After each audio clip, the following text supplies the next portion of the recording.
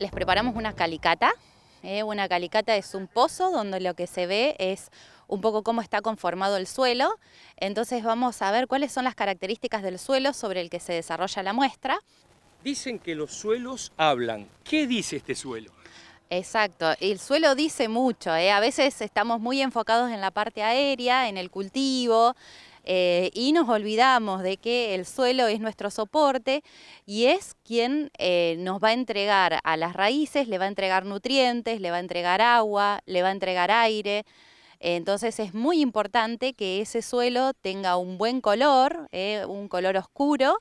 Está muy relacionado con el contenido de materia orgánica, que tenga una estructura porosa para que también haya aire y puedan pasar las raíces, por ejemplo, entre alguna de las cosas que hay que ver. Este suelo es un suelo clase 1 con un índice de productividad de un 90 y bueno, una de las principales virtudes es que tiene una capacidad de almacenaje de 300 milímetros.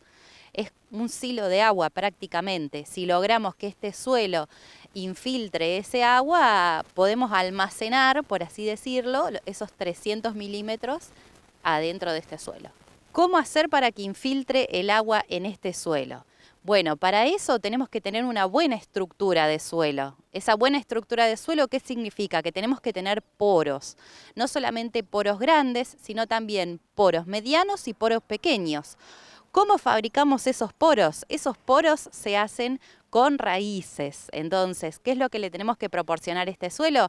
Le tenemos que proporcionar rotación de cultivos. Tenemos que rotar con la mayor cantidad de cultivos posible, si lo vemos desde el punto de vista del suelo, ¿no? Después, económicamente, el productor verá cómo es lo que puede rotar, pero lo ideal sería rotarlo con la mayor cantidad de cultivos. ¿Por qué? Porque vamos a tener mayor diversidad de tipo de raíces y esas raicillas son las que nos van a generar esos poros que tanto anhelamos para que infiltre el agua. En cuanto a la limitación que vemos de este suelo, básicamente tiene que ver con una decisión de manejo que le hacemos en este suelo. ¿Por qué? Porque estos suelos, cuando los cosechamos y están húmedos, son susceptibles a la compactación.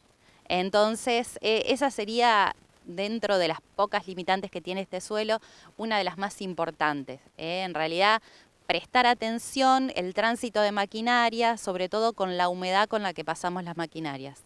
¿Qué hacemos si tenemos compactación en nuestros suelos? Ahí surgen varios disparadores, ¿no? Ahí todos van a decir, pasamos una máquina para descompactar, o no, conviene, no conviene. Bueno, eso hay que evaluarlo porque esto es como el médico, ¿no? El médico atiende a un paciente y cada paciente es particular. Entonces, cada lote hay que evaluarlo particularmente. Hay que ver qué es mejor, si pasar un implemento o no pasar, si arrancar con rotación o no, pero en líneas generales lo que podemos decir que de nada sirve pasar un implemento si después no tenemos un programa de rotación de cultivos atrás.